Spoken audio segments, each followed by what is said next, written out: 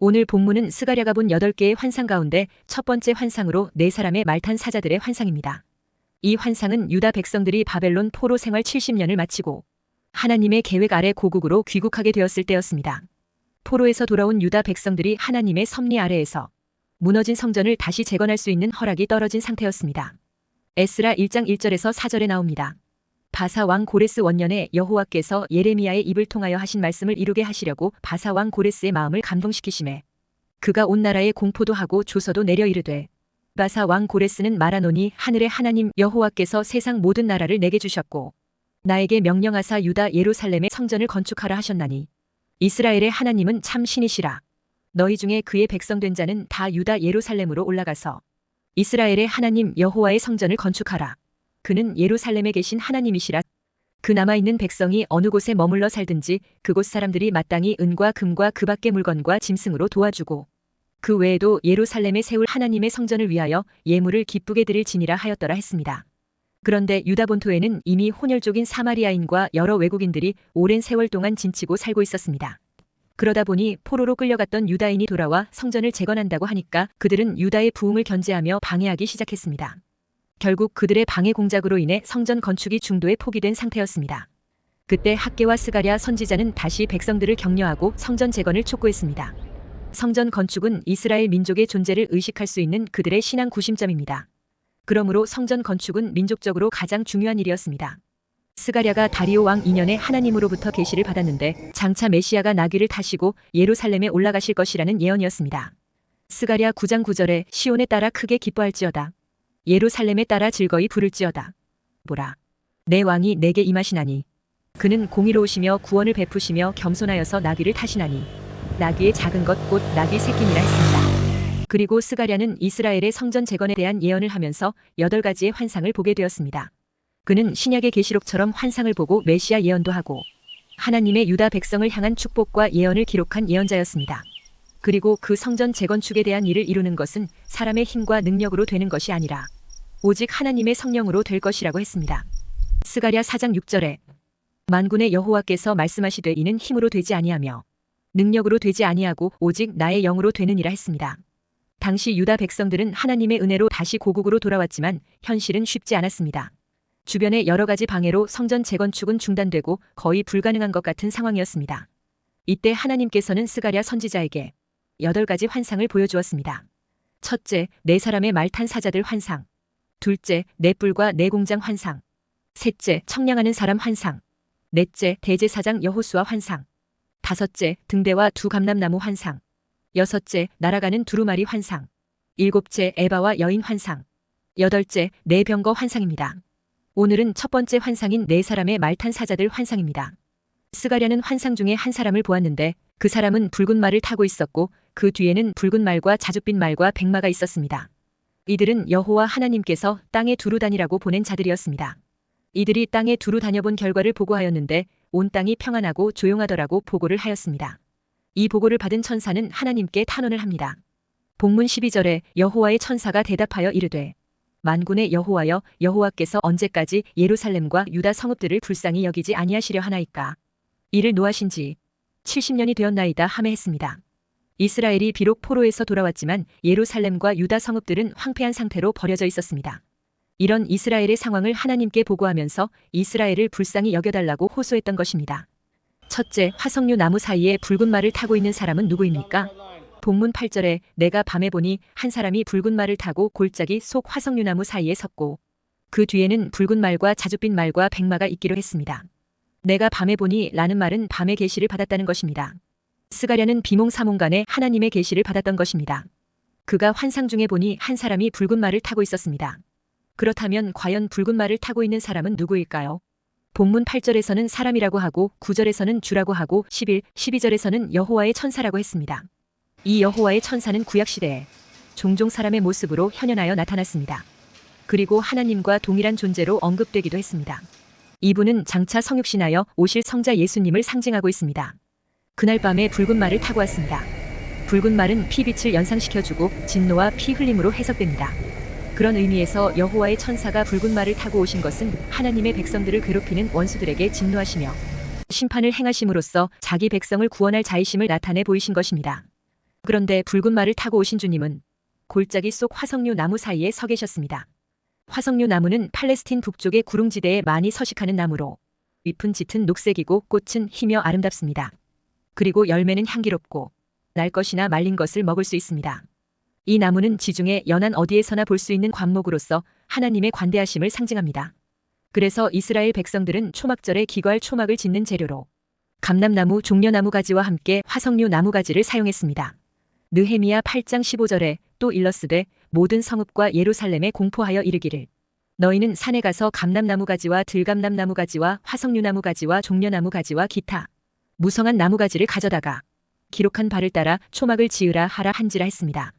그리고 8절에 붉은 말 다음에 자줏빛 말과 백마가 있었다고 했습니다. 자줏빛은 붉은색과 흰색이 혼합된 것으로 환난의 때든지 기쁨의 때든지 어떤 환경 속에서도 변함없이 이스라엘 백성을 보호하기 위해 파송된 천사를 의미합니다. 동시에 심판과 구원을 주관하는 천사를 말하는 것입니다. 그리고 백마는 승리와 기쁨을 가져다주는 천사로서 궁극적으로 이스라엘 백성들의 승리를 주관하는 것을 말합니다. 그러니까 주님은 이스라엘의 구원과 성전 재건의 성공을 위해 필요한 천사로 신속히 행동할 만반의 준비가 다 되어 있다는 것입니다. 스가랴 선지자는 붉은 말을 타고 화석류 나무 사이에 서 있는 주님께 물었습니다. 9절에 내가 말하되 내 주여 이들이 무엇이니이까 하니 했습니다.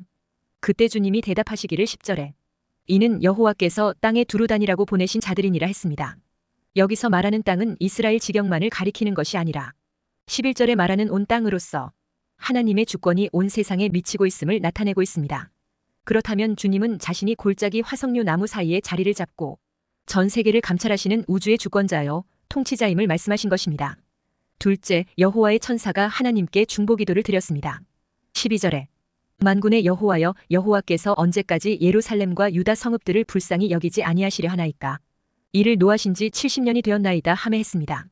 여호와의 천사의 중보기도는 그 내용이 분명합니다.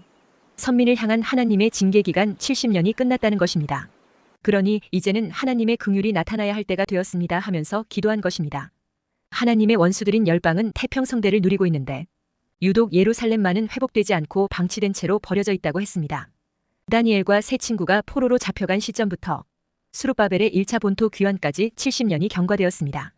그렇기 때문에 이제 하나님께서 긍휼을 베풀어 주셔야 한다고 기도했습니다. 스가랴 선지자가 사역을 시작한 BC 520년경은 바사 제국의 최전성기였습니다. 바사 나라는 가장 넓은 영토에 제국의 신민들은 부유와 평안을 누리고 있었습니다. 이와 같은 바사 제국의 평안과 번영이 비록 바벨론 포로에서 유다 백성들이 귀환하게 만들었어도 결코 하나님의 백성으로서의 영광과 번영은 회복하지 못하고 있었습니다. 그러니 당시 열방과 이스라엘은 아주 대조적인 상태를 보여주고 있었고 이스라엘의 기대와 소망과는 거리가 먼 것처럼 보였던 것입니다. 당시 이스라엘 백성들의 소망은 학개 선지자가 예언한 대로 자신들을 괴롭히고 하나님을 섬기지 않은 열방들이 흔들리고 열왕들의 권세가 깨어지는 메시아의 날이 속히 임하는 것이었습니다. 여호와의 천사의 중보 기도에 하나님께서 응답하십니다. 13절에 여호와께서 내게 말하는 천사에게 선한 말씀, 위로하는 말씀으로 대답하시더라 했습니다.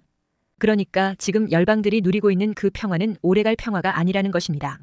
하나님은 15절에 아니란 여러 나라들 때문에 심히 진노하나니 나는 조금 노하였거늘 그들은 힘을 내어 고난을 더하였음이라 했습니다. 하나님은 자기 백성에 대하여 조금 노하여 징계했는데 바벨론을 비롯한 열방 나라들은 하나님의 백성에 대해 힘을 내어 고난을 더하였음이라 했습니다.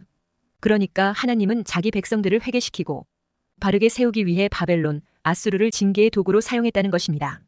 그러니까 열방인 바벨론, 아수르 같은 나라가 하나님의 백성들을 정신 차리게 하는 하나님이 쓰시는 몽둥이, 막대기, 채찍 역할을 했다는 것입니다. 그러므로 그들은 단지 이스라엘 백성들을 깨워주는 역할만 하면 되는 것입니다. 그래서 하나님은 그들에게 그래, 너희가 내 백성을 쳐라. 그래서 내 백성이 좀 정신을 차리게 만들어주라 하며 사용하신 것입니다. 그런데 그들이 어떻게 했다는 겁니까? 하나님의 백성을 과하게 대했다는 것입니다. 하나님은 조금만 노하셨는데 그들은 힘을 내어 하나님의 백성에게 고난을 더하고 너무 과하게 짓밟았다는 것입니다. 그래서 이제 하나님은 자기 백성을 위하여 질투하시며 일어나시겠다는 것입니다. 그래서 본문 14절에 내게 말하는 천사가 내게 이르되 너는 외쳐 이르기를 만군의 여호와의 말씀에 내가 예루살렘을 위하며 시온을 위하여 크게 질투하며 했습니다. 이제 하나님은 15절에 그 안일한 여러 나라들 때문에 심히 진노하나니 했습니다. 그냥 두지 않겠다는 것입니다. 이제 그들에게도 심판의 날이 올 것이라는 것입니다. 이것이 환상 속에 나타난 열방의 형편입니다. 고난과 시련 중에 있는 하나님의 백성을 하나님께서 어떻게 보고 계시는지 이것을 말씀하고 있는 것입니다. 하나님의 말씀 속에 이스라엘 백성들의 미래, 주의 백성들의 미래가 있는 것입니다. 이것이 선지자를 통해 주시는 하나님의 예언인 것입니다. 하나님은 세상 역사의 배후에서 친히 세심한 손길로 역사하십니다. 그런데 우리가 그것을 잘 알지 못할 때가 많습니다. 많은 성도들이 하나님은 타락한 세상 일에 별로 관여하지 않으시는 줄로 여기는 경우가 많습니다. 왜냐하니까 만일 하나님이 세상 역사의 모든 부분에 개입하신다면 어떻게 이 세상이 이토록 악하고 추할 수 있느냐는 겁니다. 부패 타락한 세상을 어떻게 그냥 보고만 계시고 손을 쓰시지 않으실까 싶은 겁니다. 그러나 하나님은 사람처럼 성급하게 사사건건 숨도 못 쉬도록 그렇게 관여하시지는 않으십니다. 그러나 하나님은 인류 역사에 대한 분명한 계획을 가지고 계십니다. 그리고 그 마지막 목표에 도달할 때까지 역사의 수레바퀴를 직접 돌리고 계십니다. 그래서 개인이나 민족의 운명을 한 손에 쥐고 계시며 자신의 뜻대로 이끌어 가시는 것입니다.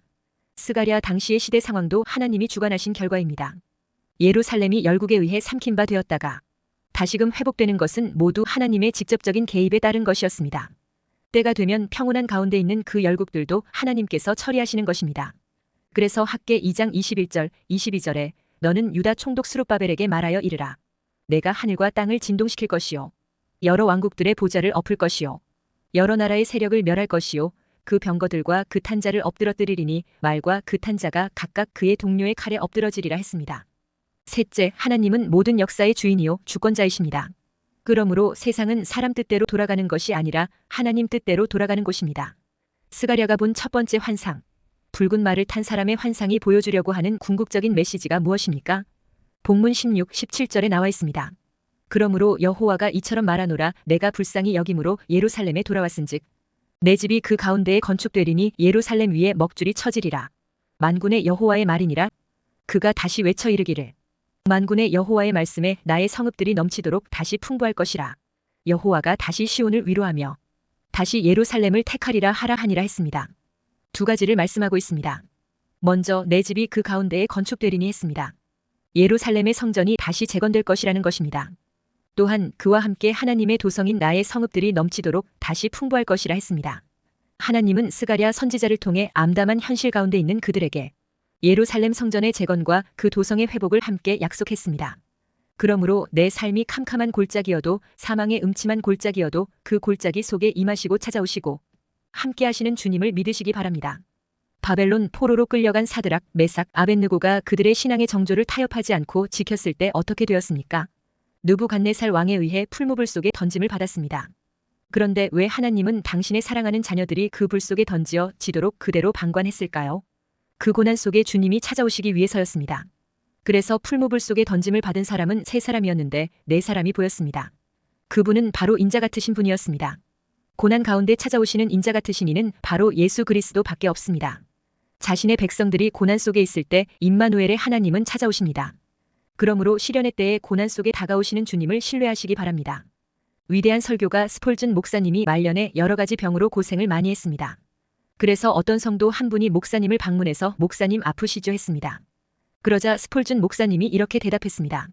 네, 아픕니다. 너무너무 아픕니다. 그러나 이 고통보다 주님은 내게 더 가까이 계십니다. 그것이 나의 위로입니다 했습니다. 아픈 것은 아프고 고난도 힘든 것입니다. 그런 그 사망의 음침한 골짜기를 지날지라도 해받음을 두려워하지 않습니다. 왜 그렇습니까? 주께서 나와 함께 하시기 때문입니다. 바벨론 포로 귀환 이후에도 하나님의 백성은 힘들게 살았습니다. 그러나 그것이 전부가 아닙니다. 본문 16절에 그러므로 여호와가 이처럼 말하노라. 내가 불쌍히 여김으로 예루살렘에 돌아왔은즉 했습니다. 이제 이스라엘과 하나님 사이의 관계가 회복되었다는 말씀입니다. 예전에 좋았던 사랑의 시절이 다시 돌아왔다는 것입니다. 하나님이 다시 예루살렘에 돌아오셨으니 하나님과의 깊은 교제가 시작되는 것입니다. 그 일을 위해 반드시 성전이 재건된다는 것입니다. 그래서 16절 하반절에 내 집이 그 가운데에 건축되리니 예루살렘 위에 먹줄이 쳐지리라. 만군의 여호와의 말이니라 했습니다. 더 이상 성전 재건 공사가 중단되지 않고 완공될 것이라는 것입니다. 하나님이 거하실 처소가 마련된다는 것은 하나님이 영원히 이스라엘 백성과 함께 거하시겠다는 자기 의지의 표현입니다. 성전의 건축은 이스라엘 백성의 영광이요 꿈입니다. 성전은 이스라엘 백성의 힘이요 능력의 구심점이며 그들의 자부심입니다. 그러니 성전이 무너졌을 때 이스라엘 백성은 얼마나 참담하고 절망적이었습니까? 그런데 이제 다시 회복될 것이라는 것입니다. 예루살렘 위에 먹줄이 쳐지고 무너진 예루살렘성을 다시 쌓는다는 것은 이스라엘의 국권 회복과 민족 회복이 되고 전반에 걸쳐 완전한 회복이 있을 것이라는 겁니다. 그래서 17절에 그가 다시 외쳐 이르기를 만군의 여호와의 말씀에 나의 성읍들이 넘치도록 다시 풍부할 것이라 했습니다. 성읍마다 거리마다 사람들의 물결로 넘실거릴 것이며 모든 물자는 풍족하고 집집마다 가정마다 행복의 꽃을 피울 것이라는 겁니다.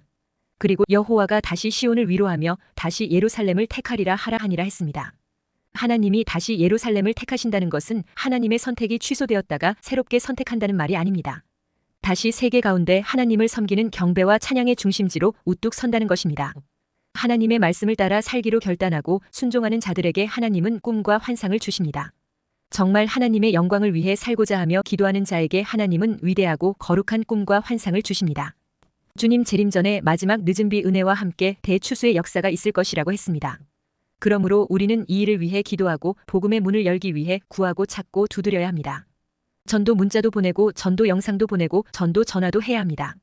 인터넷으로 전 세계 사람들의 핸드폰에 복음의 말씀이 전파되도록 기도해야 합니다. 그러면 주님께서 기도하는 사람을 붙잡고 하나님의 거룩한 뜻을 이루시는 것입니다.